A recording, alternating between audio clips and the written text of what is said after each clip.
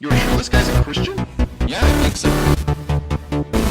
Truth. What's going on, Agape Geeks? Jesus loves you. My name's Cody, and this is the Christian News Show we do every Monday, Wednesday, and Friday. And if you want to help support the show, you can always go to agapegeeks.spreadshirt.com. So here's the deal. Right now, when I'm recording this, it is late at night. This is because I worked in the morning, and then I had church at 7. Yes, I have church at 7 on a Tuesday, don't judge me. But because of all that, I am trying to rush this a little bit because it is late at night. I'm not going to have time to record tomorrow because I work in the morning again. And I live in an apartment, and I don't know how well my neighbors can hear me right now. So I just wanted you guys to know all of that before we proceed, which we will do now.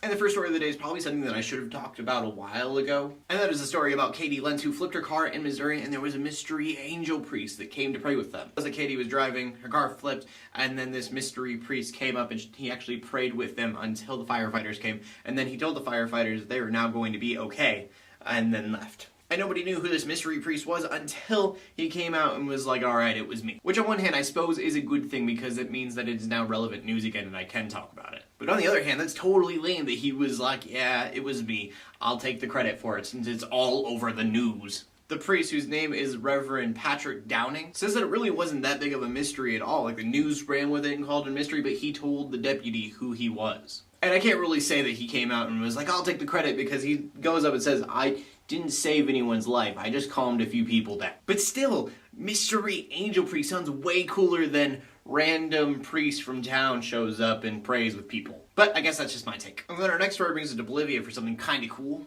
That is that Food for the Hungry is giving out 1.5 million doses of deworming for children, which used twice a year is 750,000 kids. And I don't know if you can imagine 750,000 kids even needing deworming, but in Bolivia it is hard to get the medication. And like, this is exactly how it sounds. There are worms inside of these people, parasites, just eating away at them. So it is terrible news that kids even have this, but 750,000 of them are going to be helped out. That is a lot of kids and really, really great news. And so that's definitely the prayer request of the day, is prayers out to Bolivia, because it is great and we should give thanks that 750,000 kids are going to be saved from these worms.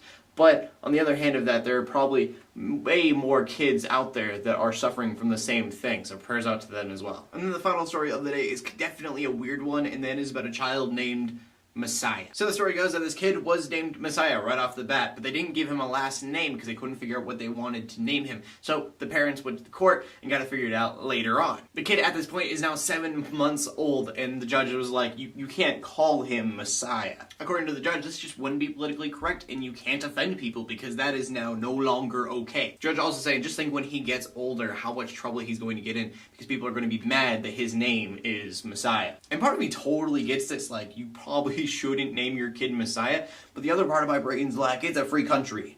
Let them name the kid what they want to name it. But then I also have to wonder, would it be okay to call the kid President of the United States? And to be honest, it doesn't help that the judge just totally sounds like Bible Belt Christian, so it's like, oh, well, you obviously have a bias. Like, she's not saying that the name is wrong because people will be offended. She's saying the name is wrong because she is offended. It's personally one of those things that I really don't know an answer to, so please leave a comment in the comment section below with your answer. Leave a video response if you want to. Maybe you'll help shape my opinion, who knows? And again, I'm really sorry that I don't really know how this video is going to turn out. I can tell that I'm talking quieter because it's late and I'm just trying to be quieter, and I also know that I'm talking faster because I'm trying to rush through it. And so if it's kind of an off video, I apologize. And also because of even more complication, I know this video is also going to be late, so I apologize for that. My name's Cody, I begin news with the Christian community every Monday, Wednesday, and Friday. In closing, let the haters hate. Let the Christians pray, and to everybody like, subscribe. I will see you Friday, and God bless.